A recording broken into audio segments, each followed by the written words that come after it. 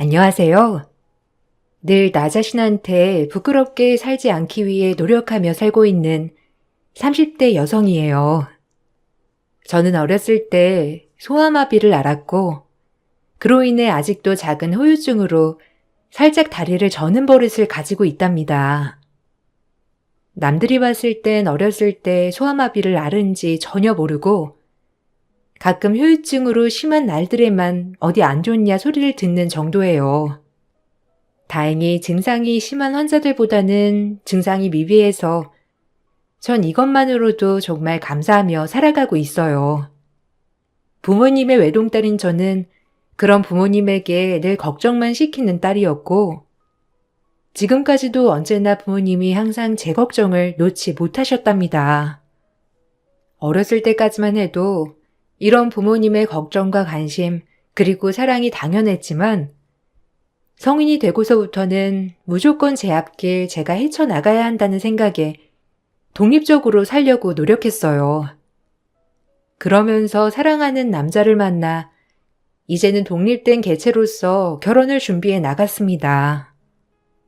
부모님도 항상 걱정인 제가 결혼을 한다고 하니 걱정을 많이 하셨긴 했지만 그래도 마음속으로 이제 한시름 놓으신 것 같았어요.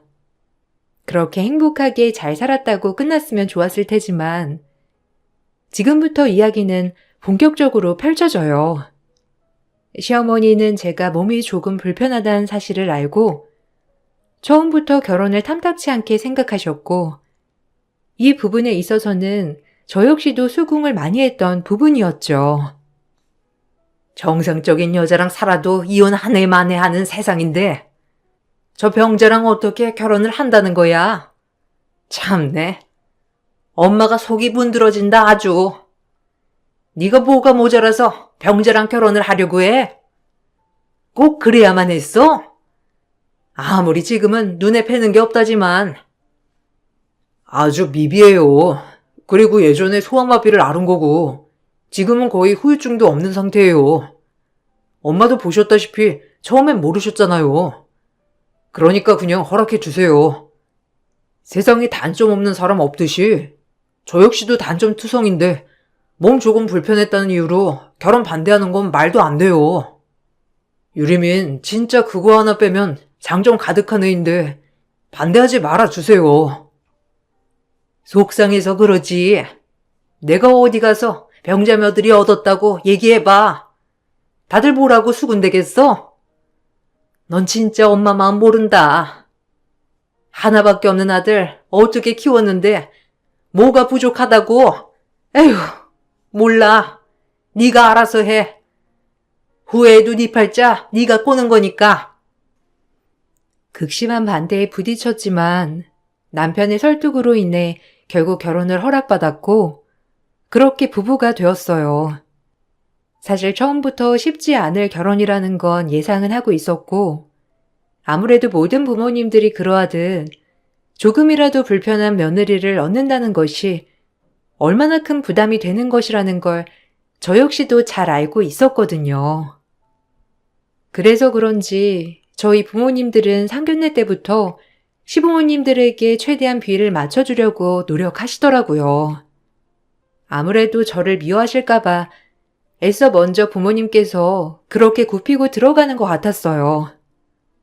이런 모습을 볼 때마다 내가 아니면 참 멋지게 살아가실 분들인데 괜히 부모님이 이런 수모를 당해야 하는구나 라며 마음이 아팠죠. 인석이 보면 인물 참 훤칠하다 생각했는데 사돈 어른을 닮아서 이렇게 인물이 훤칠했군요. 만나서 반갑습니다. 참, 그러게 우리 인석인 이렇게 하자 하나 없이 멀끔히 키도 크고 잘생기긴 않았는데 유리민젠 왜 저 모양인지 사실 좀 놀랐어요. 뭐 말하기 전까지 몰랐지만 이게 또 아는 거랑 모르는 거랑 다르잖아요? 솔직히 제 입장 대보세요. 아들놈 하나 있는 거랑 척지기 싫어서 결혼은 허락한다만 이게 왜 믿지는 장사입니까? 이러려고 뼈 빠지게 아들 키운 것도 아니고. 대놓고 시어머니는 저희 아빠 면전에 대고 제가 마음에 안 든다고 딱 잘라 얘기하기 시작했고, 그 모습을 본 아빠와 엄마는 얼굴이 굳어지셨지만, 최대한 이 자리 좋게 해서 끝내보려고 마음을 다스리는 것 같았어요. 전 정말 부들부들 화가 났고요. 말씀이 조금 무례하시네요. 그래도 유림이 저희가 사랑과 정성을 다해 키운 아이인데 그렇게 대놓고 마음에 안 드신다니.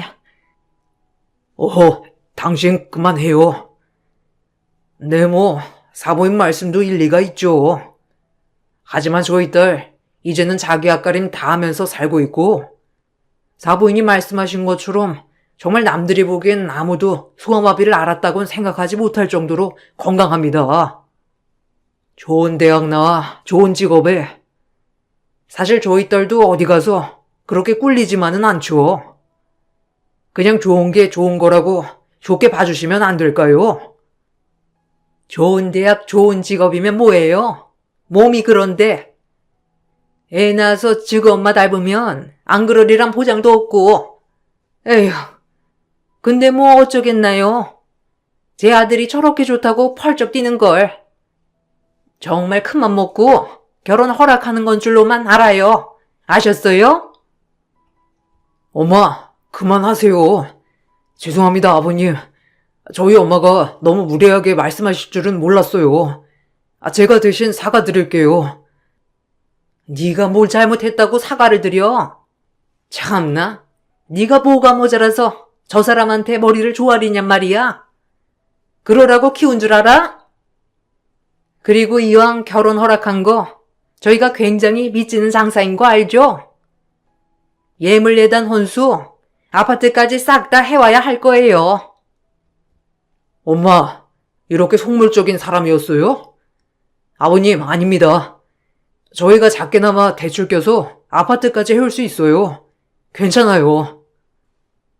남편이 옆에서 아무리 시어머니를 말려도 시어머니는 저희 부모님에게 으름장을 내며 으르렁대었고, 전 얼굴이 화끈거렸죠. 살얼음판을 걷는 것만 같은 상견례 장이더군요.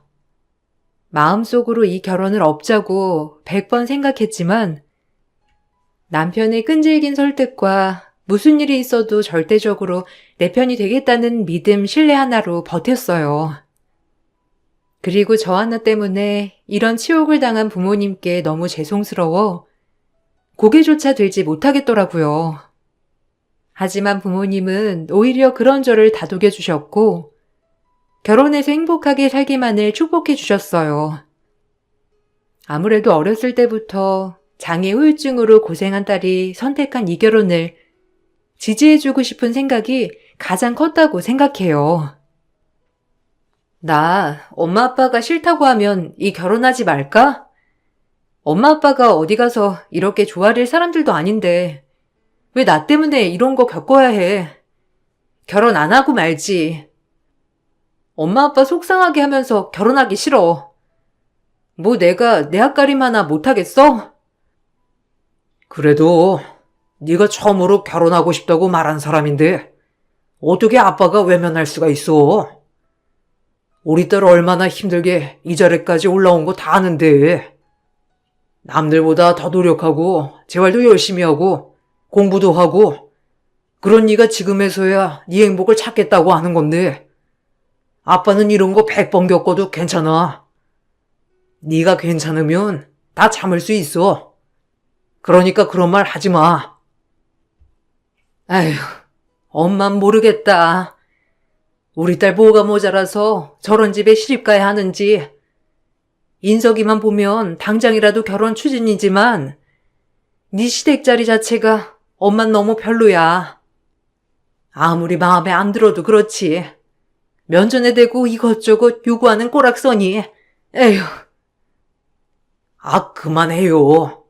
애 마음 불편하게. 우리 딸이 처음으로 좋다고 하는 남자인데 옆에서 우리가 지지해 줍시다. 묵묵히 말이에요.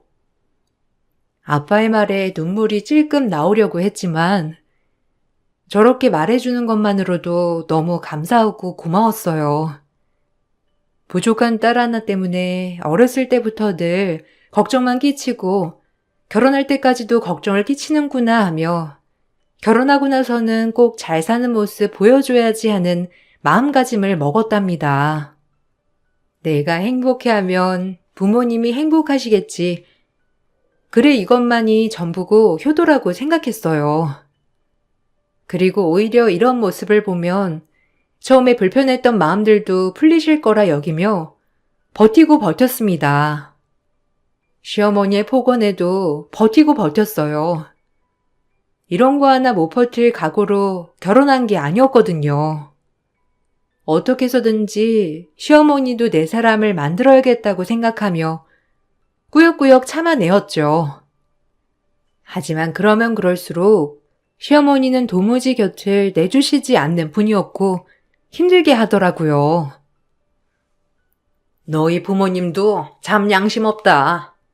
뭐 이제 병자딸 해치웠다 이거야 뭐야? 결혼 전엔 그렇게 우리 집 가전도 바꿔주고 사돈사돈하면서 잘하더니 결혼하고 나니 입 딱 씻네. 이게 말이 된다고 생각하니? 네가 말해봐, 네 입으로. 저희 부모님이 뭘 잘못하셨겠어요, 어머님. 그냥 제가 잘 살길 바라실 뿐이겠죠. 어머니는 뭐가 그렇게 언짢으신 거예요? 병자딸 우리 집으로 넘겼으면 더 잘해야 할 거 아니야? 딸도 꼴랑 하나밖에 없고 너희 집 얼마나 잘 사냐? 가져만 바꿔줄 게 아니라 요새 내 몸이 좀 안 좋아 이것저것 다 쑤시고 아프고 나이 들어서 멀쩡한 데가 없어 안마기 좀 사줬으면 싶은데 우리가 너 받아준 것만으로도 그 집에선 아주 감격할 일 아니니? 근데 이 정도는 당연히 해줄 수도 있겠지. 그렇게 부자인데. 병자딸. 저희 부모님이 인석 씨 보고 꼴통대학 나와서 좋겠다 하시면 좋겠어요? 말 좀 제발 가려하세요. 참고 있으니까. 뭐야? 꼴통대야? 너 속으로 우리 아들 무시하고 있었지?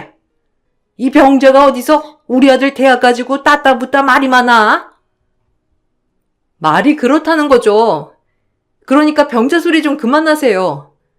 제가 이렇게 되고 싶어서 된 것도 아니고 말씀이 지나치시잖아요. 병자 보고 병자라고 하지. 그럼 뭐라고 하니?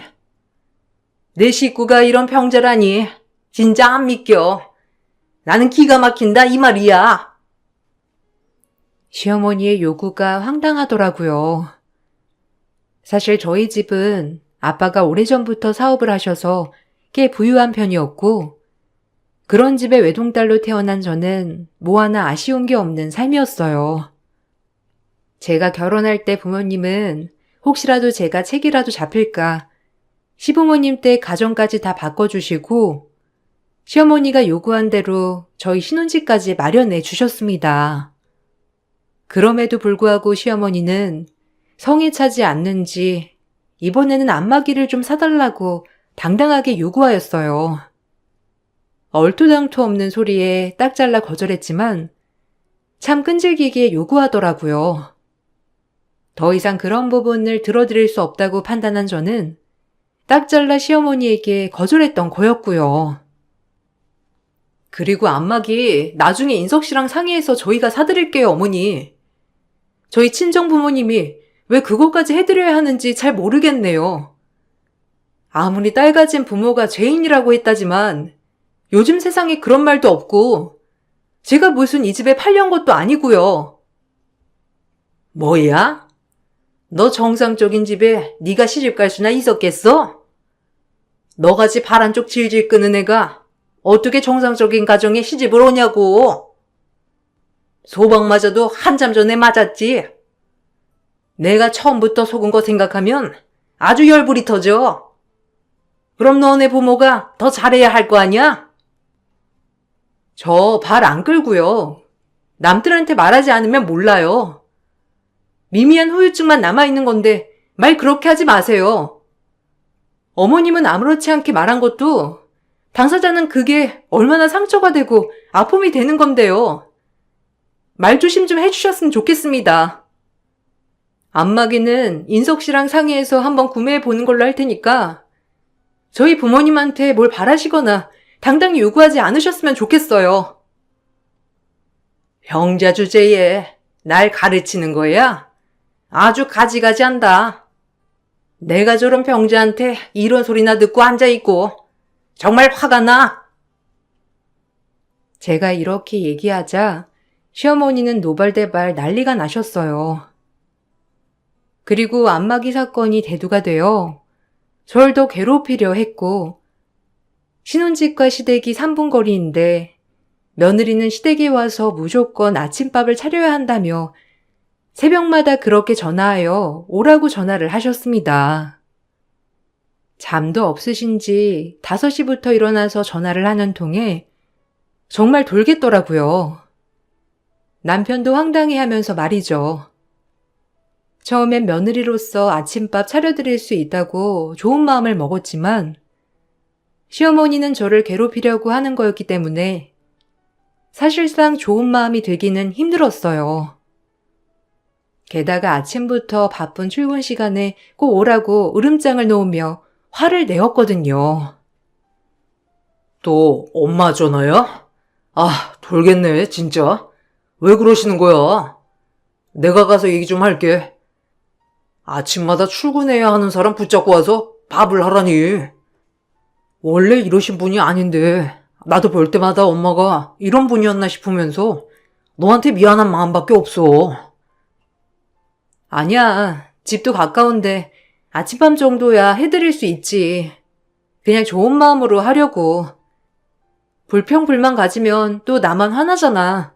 갔다 올게. 힘들면 꼭 말해, 알겠지? 내가 못하게 할게. 너도 참지 말고 나한테 하소연도 하고 힘든 거 있으면 말하란 말이야. 다행히 남편은 전적으로 내 편이었어요. 그런 모습에 오히려 시어머니에게 더 잘해드려야겠다고 생각을 했을 정도니까요. 정 간신히 일어나 어머님 아버님께 밥을 차려드렸으나 막상 차려드리면 드시지도 않고 그저 천으로 덮어 놓으라고 하셨죠. 아버님 또한 거의 어머님 손아귀에서 지락펴락 당하시는 분이었기 때문에 사실상 제가 아침을 차리는 걸 보고도 아무런 말씀이 없으셨어요. 한 2달을 그렇게 아침밥을 차렸는데도 불구하고 단 한 번을 드시지 않는 모습을 보면서 점점 왜 해야 하는지에 대한 의문이 들었죠. 남편 또한 아침에 바쁜데 출근 준비를 하라고 하면서 시댁에 가는 걸 말렸고요. 다 차렸니? 거기 천으로 덮어놔라. 이따 점심에 먹게. 그리고 좀 똑같은 반찬만 하지 말고 이것저것 바꿔가면서 해라. 내가 입맛이 좀 까다롭니? 먹는 것도 고역이야 아주. 몸 불편한 며느리 받아줬으면 이런 거라도 해야지 네가 며느리 도리를 다 했다고 할 수 있지. 그러니까 불평불만 가지지 말고 와서 아침마다 밥해. 그리고 출근하고. 옛날엔 다 그러면서 살았으니까. 어머님, 그래도 드시지도 않는데 매번 이렇게 차려만 놓으라고 하면 저 좀 황당하긴 해요. 출근길도 좀 먼 편이라 빨리 준비해도 거의 간당간당한데 이렇게 밥까지 매번 차리고 출근하는 것도 보통 일이 아니고요. 어차피 안 드실 거면 그냥 저녁을 차려드리면 안 될까요? 저녁은 잘 드시니까요. 아버님도 저녁에 일찍 들어오시고 하니 제가 보기엔 저녁이 날 것 같은데. 뭐야? 왈가왈부하지 마라. 내가 차리라면 넌 차리는 거야. 병자 며느리 봤는데 내가 이 정도도 못 얻어먹어? 양보한 거다. 병자라서 못하겠네요, 어머니. 이렇게 힘든 걸 병자가 어떻게 하겠어요? 죄송한데 아침은 드시고 싶으시면 직접 차려 드세요.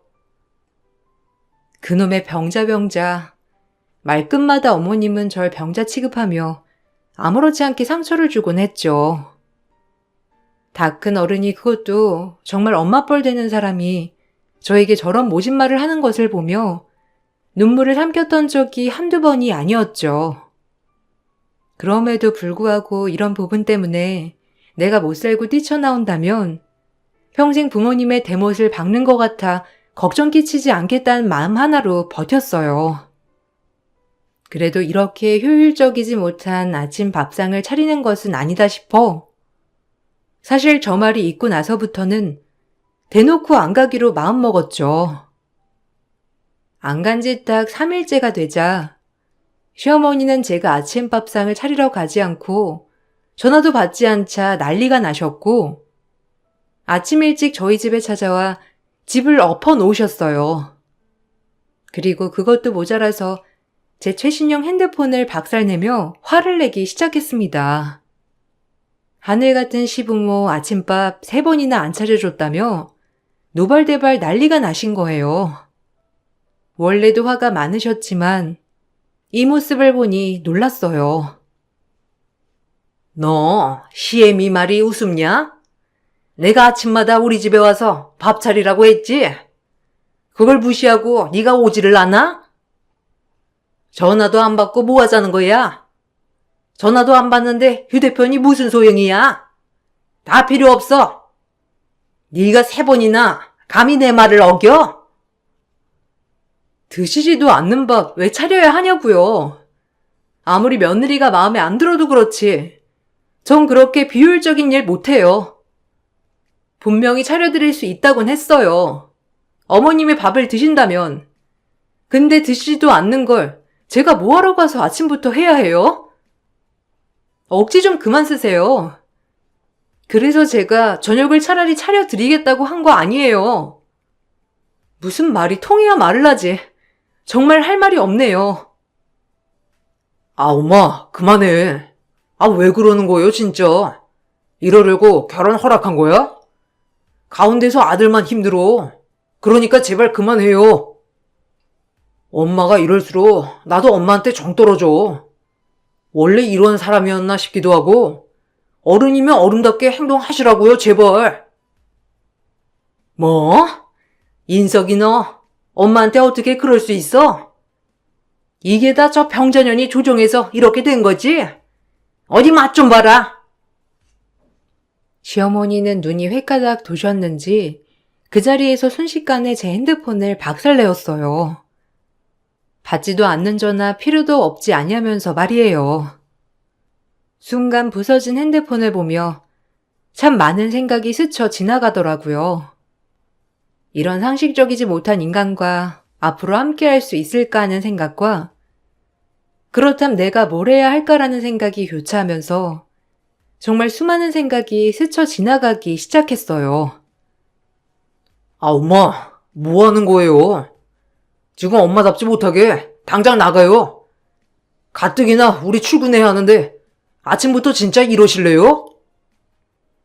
너 지금 누구 편을 드는 거야? 얘가 며느리로서 며느리 도리를 안 하는데 그래서 내가 도리 좀 알려주겠다는데 네가 지금 이러쿵저러쿵 이 고부 사이에 끼어든다는 거냐? 네가 그러면 그럴수록 얘 고단하다는 생각은 안 해봤어? 어쩜 이리 생각들이 짧아? 어머님, 너무하시네요. 일부러 지금 저 골탕 먹이시려고 아침밥 운운하면서 괴롭히는 거 몇 번이고 참았어요. 그런데 이젠 더 이상 못 참겠네요. 애초에 며느리로 절 왜 들이셔서 이러시는 거예요? 어른이 어른답지 못하게 저한테 이러실 수 있냐고요? 뭐, 어른? 너 지금 나한테 어른답지 못하다고 했어? 다리만 병자인 줄 알았더니 생각하는 것도 이거 완전 병자 아니야?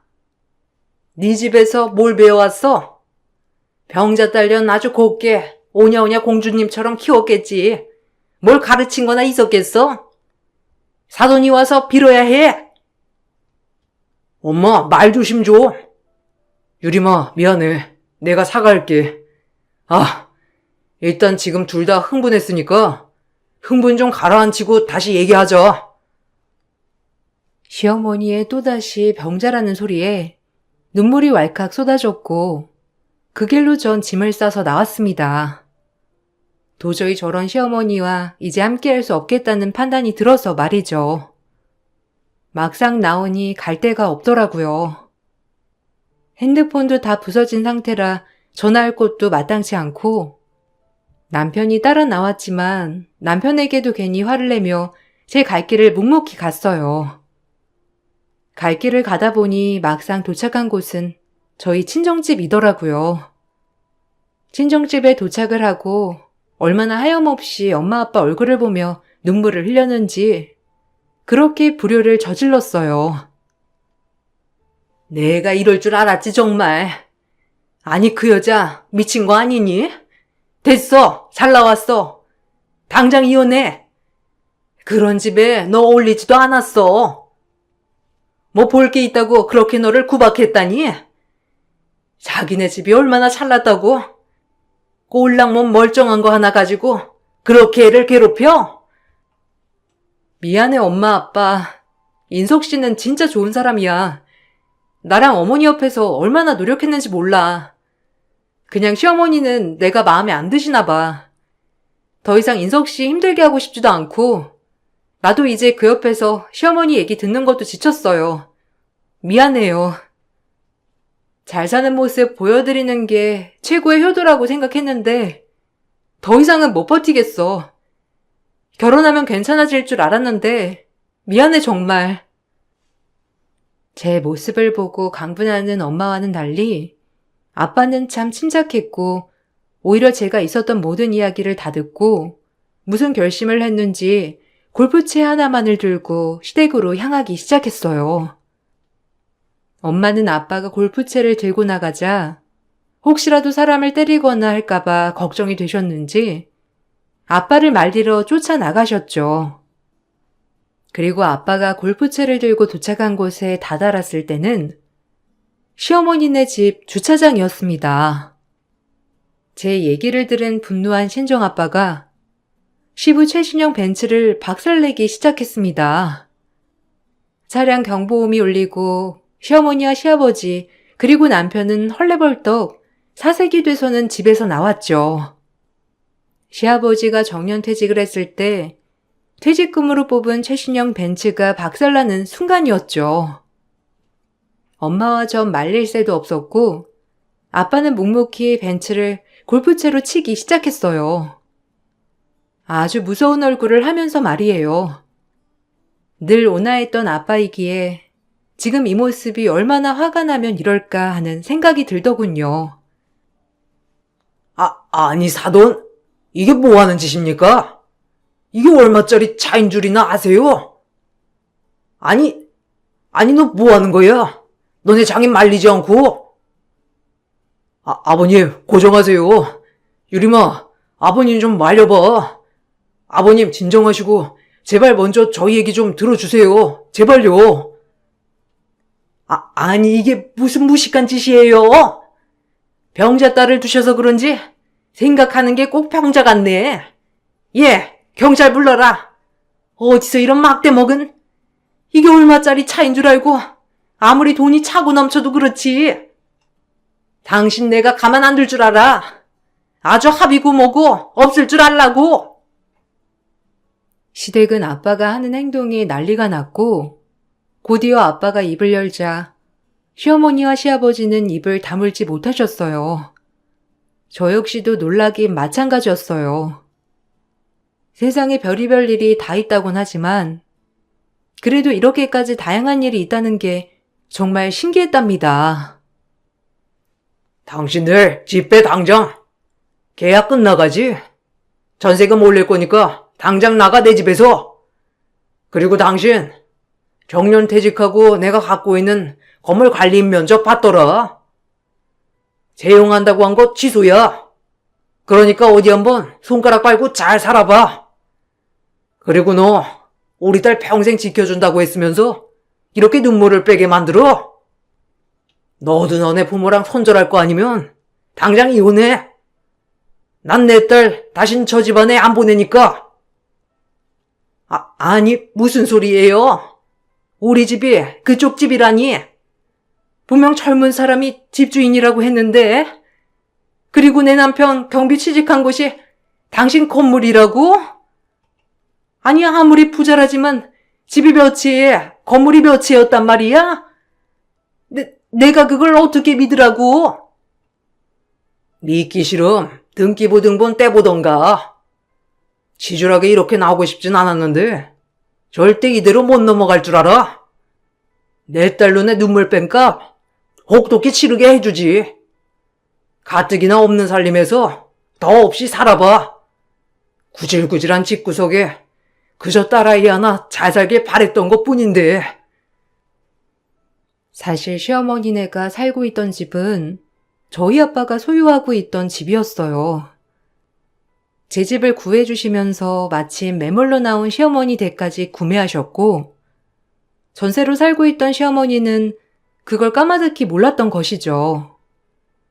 그리고 정년 퇴직을 한 시아버지는 노후에 쏠쏠하게 용돈벌이라도 할 겸 건물 관리인으로 취직이 되셨는데, 그 건물마저도 저희 아빠 건물이었답니다. 이 모든 사실을 아빠 혼자 알고 계셨고, 굳이 저에게도 말씀하지 않으셨던 비밀이었어요. 아빠의 말에 시어머니와 시아버지는 사색이 되고 말았죠.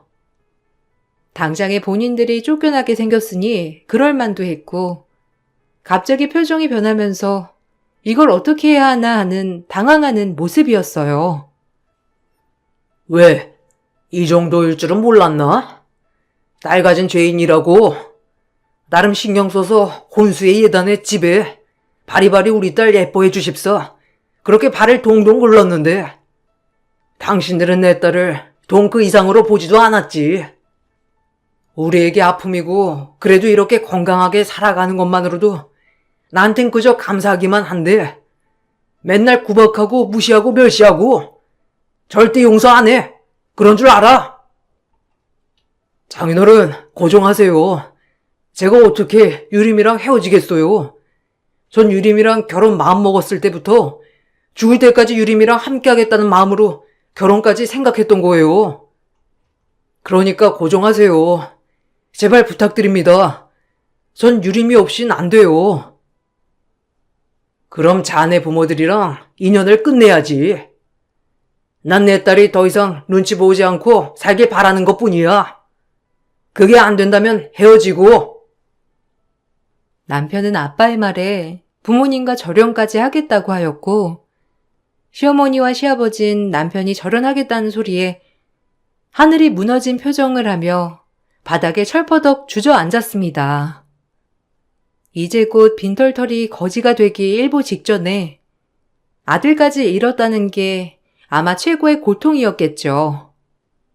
전 남편이 저를 선택해 준 것에 대해 너무 고맙고 눈물이 났어요.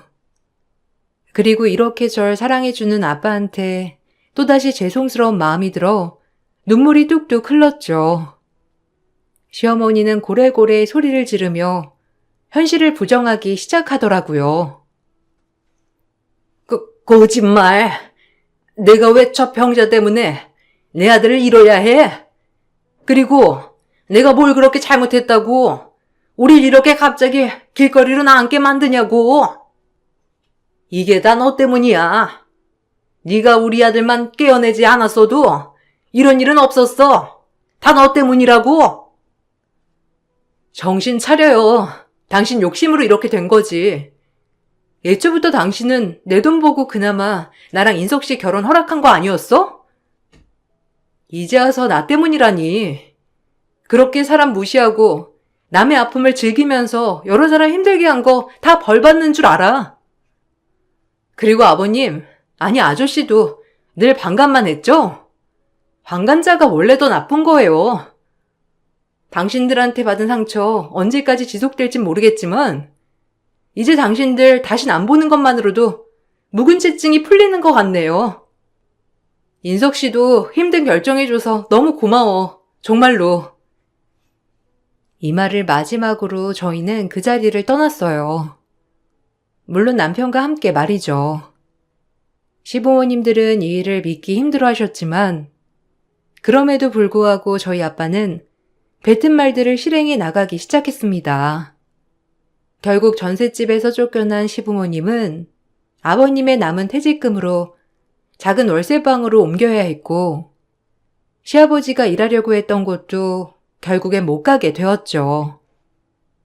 잔뜩 약이 오른 시부모님은 저희 아빠에게 기물 파손죄라는 소송을 걸었지만 다행히도 차량 명의가 저희 남편 명의로 되어 있어서 해당되지 않더라고요. 남편과 이렇게 될 줄 모르고 남편 명의로 차를 뽑으신 거였거든요. 정말 모든 게 저희를 다 도와주고 있었어요.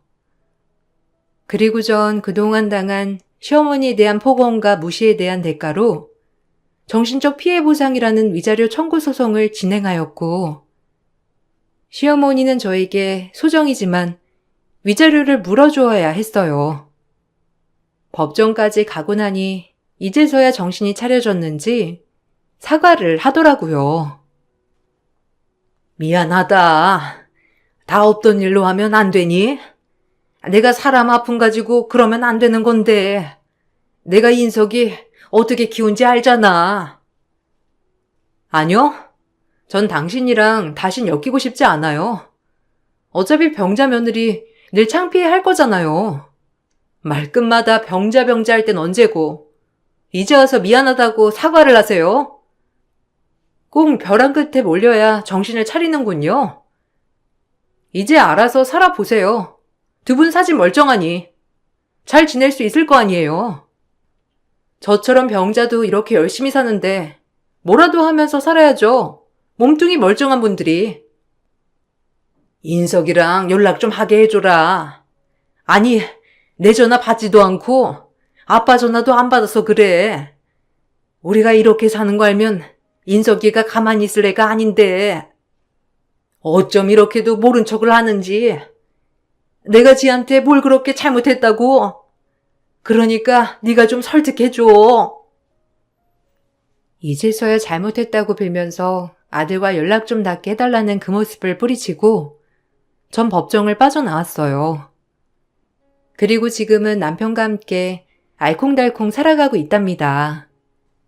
이렇게 평범한 삶이 제 행복한 것임을 많이 깨닫고 살고 있고 늘 울타리처럼 저희를 든든히 지지해주는 부모님이 계시기에 가능하다고 생각하고 있어요.